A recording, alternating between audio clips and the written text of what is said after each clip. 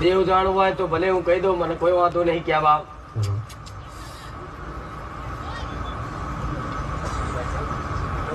શિવારી માતા આવી પણ વહાણવટી સિકોતર. પૂછો તો વાણવટી સિકોતર માતા. વહાણવટી સિકોતર માતા કોણ પૂજો છે? અમારા ઘરમાં પૂજ્યો. તમે પૂજો છો. એક જ માતાનો કૃપા છે તાર. એક જ માતાના આશીર્વાદ છે તમારા ઘરમાં. એ માતાની કૃપાથી તમે ધીરે ધીરે કદાચ તમારું જીવનનું ગાડું હેડે છે.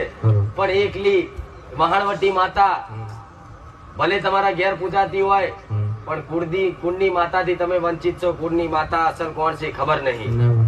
પણ જો કદાચ એ વહાણવટી માતાને કહું અને વહાણવટી માતાને પૂછું કે એને કુળદેવીની આગળ લઈ જા, તો વહાણવટી માતા એવું કહે છે કે મારી પેલા મહાકાળી માતા આવી, હું મેરડી આવું. ધ્યાન નથી અમારું, ખ્યાલ નથી.